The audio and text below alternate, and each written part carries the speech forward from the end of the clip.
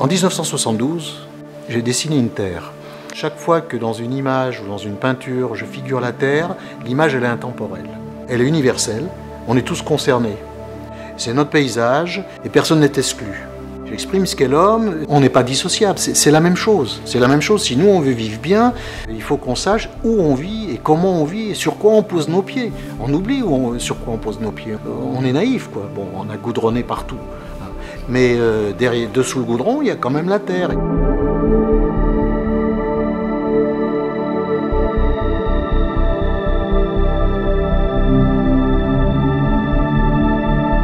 On est entouré de traces de toute façon, on en a partout, mais on ne les voit pas.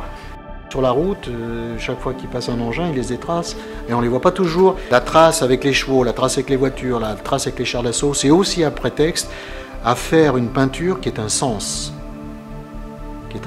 On voit une trace de voiture, mais quand on regarde l'image, on dit tiens, on repart dans une autre explication. Mais la trace, elle est là quand même. La trace est prétexte à une réflexion. La trace, c'est tout ce qui évoque le signe d'un passage.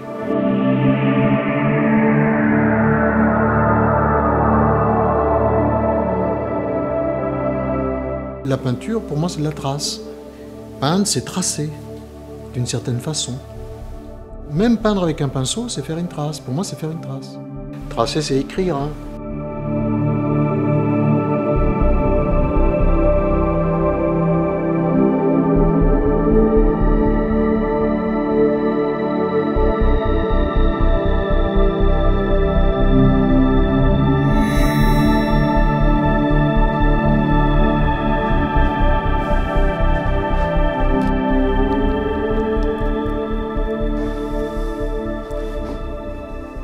Qu'est-ce qui vous a donné cette idée saugrenue de travailler avec un char pour peindre? C'est quand j'ai vu à la télévision le film du jeune garçon face à face au char à Tiananmen, j'ai eu envie, moi, de travailler avec un char, de peindre avec un char. Donc je suis venu ici à Giat et puis j'ai demandé à ce qu'on me prête un char pour pouvoir faire une expérience et une recherche picturale.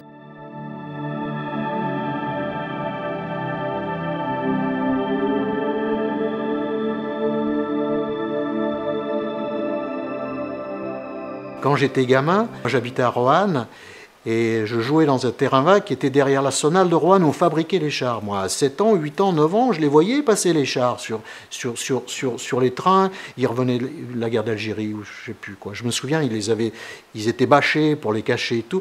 Mais bon, j'étais gamin, je savais pas ce que c'était les chars. Tout Roanne travaillait là-bas, l'usine, je trouvais ça normal, quoi. Et alors le Tiananmen, Van Guoling m'a dit, mais tu sais où ils sont les chars? Et moi, comme je savais où ils étaient, j'ai demandé qu'on me prête des chars pour faire la peinture avec.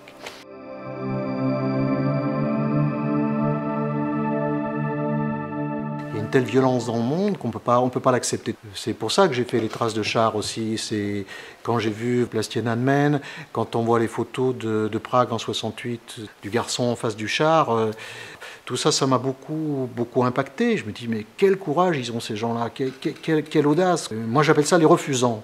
Parce que je trouve que les refusants, c'est encore plus fort que les indignés, c'est-à-dire qu'ils y vont encore plus fort, quoi. Parce que c'est le sujet, hein.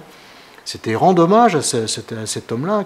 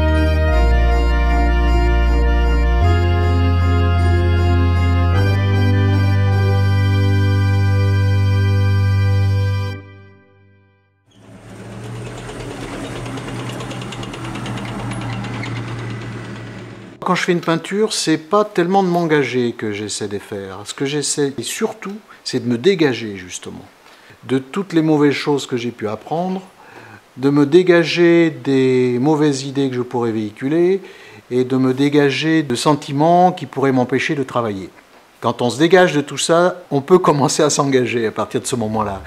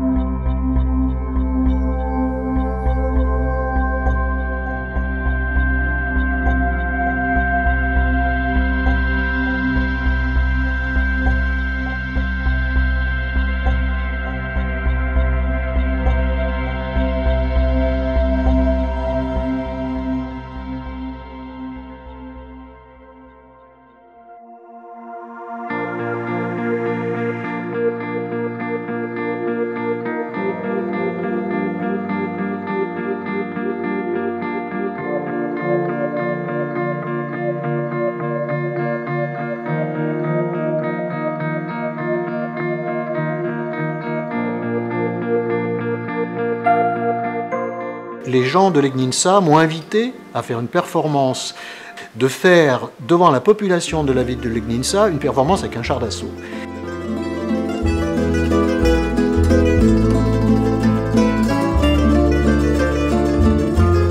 C'est-à-dire que c'est devenu à l'Egninsa une fête, une espèce de fête où les gens prenaient les gamins, les mettaient sur le char d'assaut, parce que l'Egninsa, c'était le petit Moscou.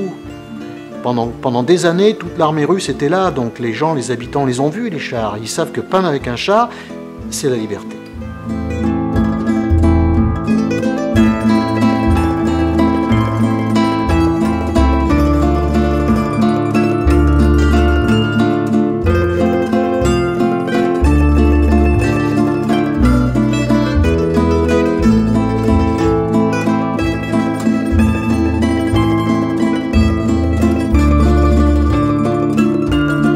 Je trouve que c'est là que mon travail a pris tout son sens, parce que j'ai vu dans le regard des gamins, des enfants qui étaient là-bas et de leurs parents, une espèce de soulagement.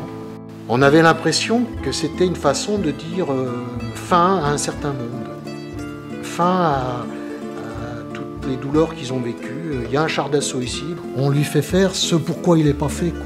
On lui fait faire des œuvres d'art. Et je défends ça, que tant que je pourrai, moi, faire de la peinture avec un char, ça veut dire qu'on est encore libre, il y a encore des gens qui nous laissent faire ça.